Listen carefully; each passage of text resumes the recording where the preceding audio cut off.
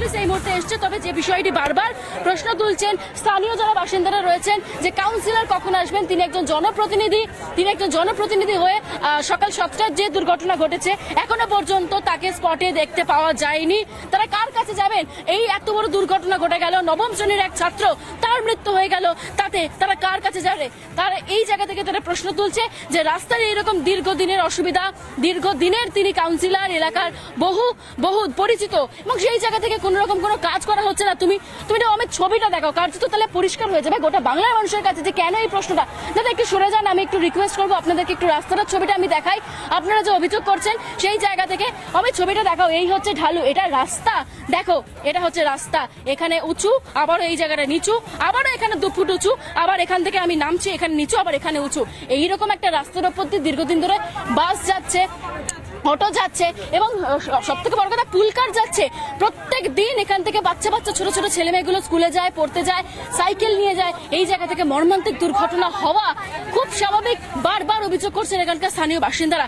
এইরকম একটি সংকীর্ণ রাস্তা, এখান থেকেই নাকি এইটুকু রাস্তার মধ্যে সকালবেলা নাকি প্র্যাকটিস চলছিল। পেলোডারে যিনি ছিলেন, স্থানীয় বাসিন্দারা অভিযোগ করছেন যে ছাত্রর মৃত্যু হয়েছে, তার মাস্টারমশাই অভিযোগ করছেন যে ড্রাইভার ছিলেন সে আদৌ কোনোভাবে ড্রাইভার নন, তিনি প্র্যাকটিস করছিল। জায়গা থেকে যারা পাড়া প্রতিবেশী রয়েছে তাদের অভিযোগটা আমি একটু শুনি। দিদি এইরকম একটা রাস্তা, আপনারা বলছেন এরকম তো সমস্যা আপনাদের সঙ্গে হতে পারে। সকালবেলা আমাদেরও দাঁড়াচ্ছিল না টোটো গাড়িটারই, একটা টোটো গাড়ি আর আমি, তবে লাস্টে দাঁড়াতে তবে আমরা বেরালাম। মানে প্রাণ হাতে করে আপনাদের প্রত্যেকদিন এখান দিয়ে চলছে? অবশ্যই আমার ঘরে ছেলেও আছে, আমার ঘরেও ছেলে আছে। প্রত্যেক দিন এরকম সমস্যা, প্রত্যেক দিন এরকম সমস্যা। আমাদের মুখের কথা বিশ্বাস করতে হবে না। আপনারা রাস্তাটা দেখুন, বাচ্চাটা তো ছিল ওই সাইডে দাঁড়ানো, এই যে বাচ্চাটা সাইকেল, ওই যে স্কুলের ব্যাগ। আমি অমিতকে বলবো, অমিত তুমি রাস্তাটা দেখো, যেখানে প্রত্যক্ষদর্শী থেকে শুরু করে স্থানীয় বাসিন্দা থেকে শুরু করে প্রত্যেক, ইভেন আমরাও যখন এসেছি তখন এই রাস্তা থেকে কার্যত আমরা হতবাক যে এইরকম একটা পরিস্থিতির রাস্তার, এখান দিয়ে টোটো যাচ্ছে, এখান দিয়ে পুলকার যাচ্ছে, বাচ্চা ছোট ছোট ছেলে মেয়েরা স্কুলে যাচ্ছে, কার্যত এইরকম রাস্তা। বারবার নাকি প্রশাসনের তরফ থেকে বলা হয় রাস্তার জন্য নাকি টাকা বরাদ্দ রয়েছে। যদি টাকা বরাদ্দ হয়ে থাকে তাহলে এইরকম রাস্তার দশা কি করে হয়? এই জায়গা থেকে আরো কয়েকজনের সঙ্গে আমরা কথা বলবো, দাদা রাস্তার জন্য তো টাকা স্যাংশন হয়ে যায়, এইরকম রাস্তা একটা ছেলের প্রাণ চলে গেল, কি করা যাবে? দাদা একটা বিষয় জানতে চাইবো, রাস্তার জন্য টাকা স্যাংশন করা হয়, তাহলে এই রাস্তার পরিস্থিতি কি? প্রায় এরকমই হয়, বললাম তো মাসে 3 মাস অন্তরে ঠিক হয়। এই যে যখন এই গিট্টিগুলো দিয়ে ভরাট করা হয়, মানে ঠিক মতন কাজ হয় না, এটা তো এগুলো পিচ উঠানো, তাপ্পি দিয়ে কাজ হয়। আর দেখো পিউ এবং পায়েল জোড়া তাপ্পি দিয়ে কাজ হয়। প্রতিবেদন আপনাদের সামনে তুলে ধরলাম, একেবারে স্পষ্ট। রাস্তা দেখে সত্যি মনে হচ্ছে না যে এইটা কোনো রাস্তা, স্বাভাবিক রাস্তা হতে পারে যেই রাস্তা দিয়ে নিত্যদিন মানুষের যাতায়াত, এবং সেই রাস্তা দিয়ে এইরকম বেহাল অবস্থা। আরো একবার ফিরবো সৈকতের কাছে। সৈকত,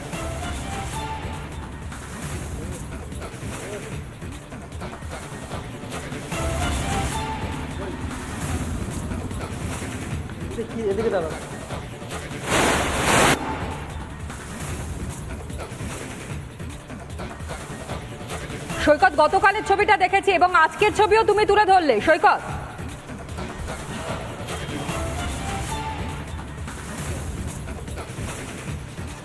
একদমই গতকালকে ঠিক এই জায়গায়, এই যে রাস্তা, এই জায়গার ওপরেই, ঠিক এই জায়গাতেই গতকালকে ইনসিডেন্ট ঘটেছিল, এবং ঘাতক যে পেলোডার বা ঘাতক যে জেসিবি, সেই জেসিবি এখনো পর্যন্ত সেখানেই রয়েছে, এবং ঘটনাস্থল ঘিরে দিয়েছে বাঁশদ্রোণী থানার পুলিশ।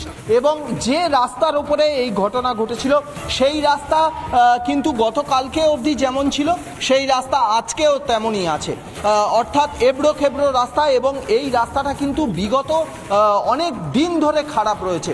আমি আমার ভিডিও জার্নালিস্ট সঞ্জয় নাইয়া এই রাস্তাটার পেছনের দিকটা দেখাচ্ছে, অর্থাৎ এই রাস্তাটা বিগত কয়েক বছর ধরে খারাপ রয়েছে, এবং গতকালকে ইনসিডেন্টের পর এই রাস্তার অ্যাডজাসেন্ট যে রাস্তাটা পাড়ার মধ্যে চলে যাচ্ছে সেই রাস্তায় অবশেষে কাজ শুরু হয়েছে, এবং যারা কাজ করছেন তারা বলছেন যে কর্পোরেশন থেকে স্যাংশন হয়েছে তবেই তারা কাজ শুরু করেছেন, এবং মাঝে মধ্যে বৃষ্টি নামছে, বৃষ্টি নামার ফলে কিন্তু কাজ মাঝে মধ্যে থমকে যায়। কিন্তু বিষয় স্পষ্ট হচ্ছে, প্রাণটা চলে গিয়েছে, তারপর মনে হয়েছে কাজ করতে হবে, অর্থাৎ কোথাও গিয়ে যেন হুঁশ ফিরেছে। আপাতত ধন্যবাদ জানাই, নজর রাখো।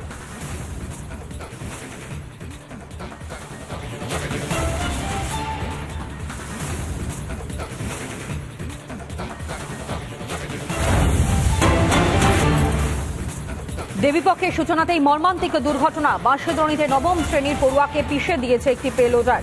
ঘটনাকে কেন্দ্র করে গতকাল দিনভর যে ছবি ধরা পড়েছে তা আপনাদের সামনে স্পষ্ট, কিন্তু যেই মার কোল খালি হয়েছে সেই শূন্যতা পূরণ করা কি কোনোভাবে সম্ভব? যে পরিবারের ছবি আপনারা দেখতে পাচ্ছেন, চোখের জলে ভাসিয়ে দিচ্ছেন তারা, হাহাকার, পুরো শূন্যতা। এই মুহূর্তে খাঁ করছে গোটা বাড়ি। ছাত্র মৃত্যুর দায় কে নেবে? তাদের পাশে দাঁড়িয়ে তাদের সমবেদনা এবং একই সঙ্গে যে পরিবার এই মুহূর্তে শূন্যতার মধ্যে দিয়ে যাচ্ছেন, পুজো বলে তাদের কাছে কিছু নেই, উৎসব বলে তাদের কাছে কিছু নেই, সন্তানকে হারিয়ে সেই মা একেবারে পাথর হয়ে গিয়েছেন।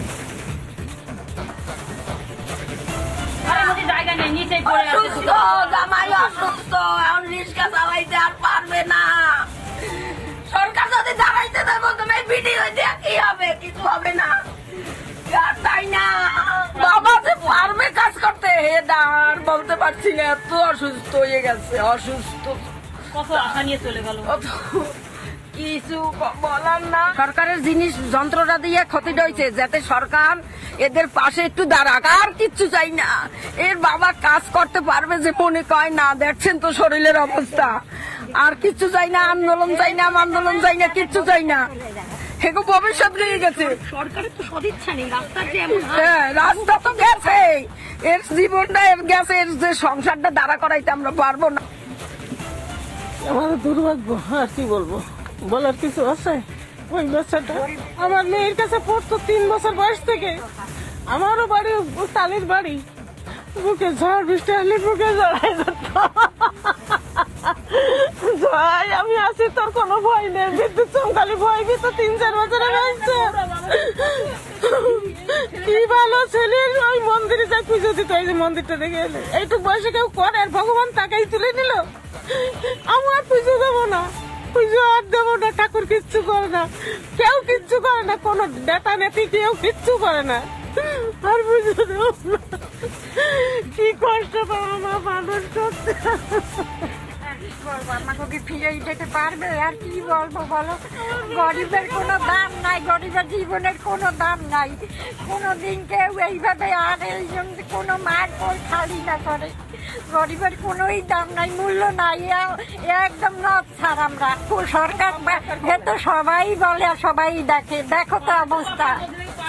পাশে তো কেউ দাঁড়ায় না, পাশে তো কালকে 7:30 থেকে এই ঘটনা, লোকজন বাড়ি আসাআসি, রাস্তা ওখানে মারপিট, ধরাধরি, পুলিশ আসাআসি, কই সরকার কোনো সময় তো বলেনি আমরা পাশে আছি, কখনো তো বলেনি।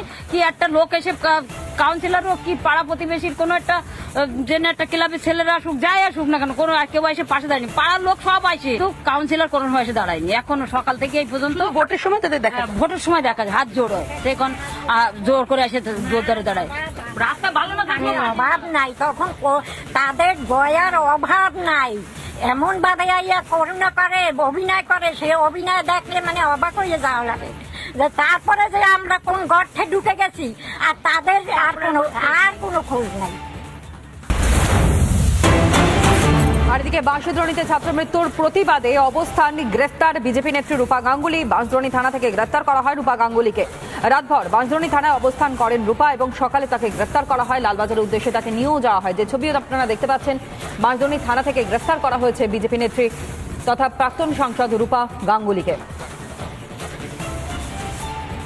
বিজেপি কর্মীকে গ্রেফতার, বিজেপি মহিলা কর্মীকে গ্রেফতারের পরেই তিনি অবস্থানে বসেন, এমনকি বাঁশদ্রোণী থানাতে রাতভর তিনি ছিলেন। সকালে আজ তাকে গ্রেফতার করা হয়, তবে কি কারণে তাকে গ্রেফতার করা হয়েছে এখনো পর্যন্ত সে বিষয়ে স্পষ্ট কিছু জানানো হয়নি পুলিশের তরফ থেকে। অন্যদিকে বাঁশদ্রোণীর এই ঘটনায় গ্রেফতার করা হয়েছে তাকে, লালবাজারের উদ্দেশ্যে ইতিমধ্যে নিয়ে যাওয়া হয়েছে বিজেপি নেত্রী রূপা গাঙ্গুলিকে।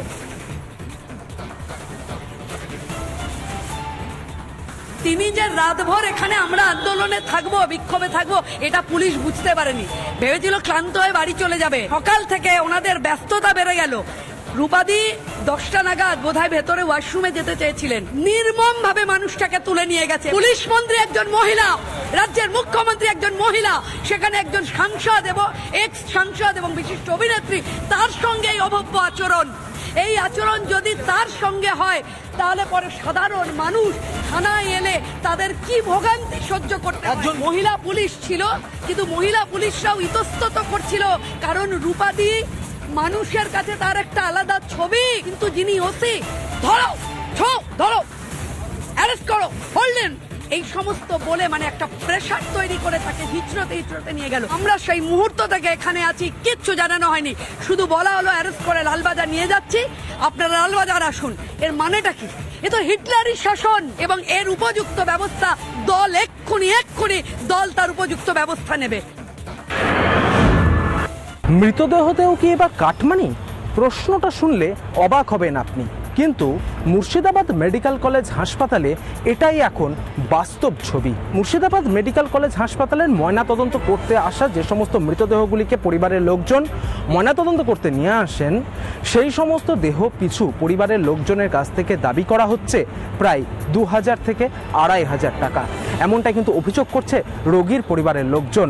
ইতিমধ্যেই মুর্শিদাবাদ মেডিকেল কলেজ হাসপাতালের সেই ছবিও কিন্তু প্রকাশ্যে এসেছে। মুর্শিদাবাদ মেডিকেল কলেজ হাসপাতালের যে মর্গ রয়েছে, সেখানকার যারা কর্মী তারাই কিন্তু এই টাকাটা দাবি করছেন। প্রকাশ্যে এই টাকা কিন্তু ডিমান্ড করা হচ্ছে না, ঘরের মধ্যে নিয়ে গিয়ে কার্যত কিন্তু এই টাকাটা নেওয়া হচ্ছে। মুর্শিদাবাদ মেডিকেল কলেজ হাসপাতালের অধ্যক্ষ তিনি জানিয়েছেন যে গোটা বিষয়টি মৌখিক আকারে তিনি অভিযোগ পেয়েছেন, কিন্তু লিখিত আকারে অভিযোগ পাওয়ার পরেই এই গোটা চক্রটির বিরুদ্ধে আইনত ব্যবস্থা নেওয়ারও তিনি আশ্বাস দিয়েছেন। অপূর্ব চৌধুরীর সঙ্গে ইন্দ্রাশিস বাগচি, রিপাবলিক।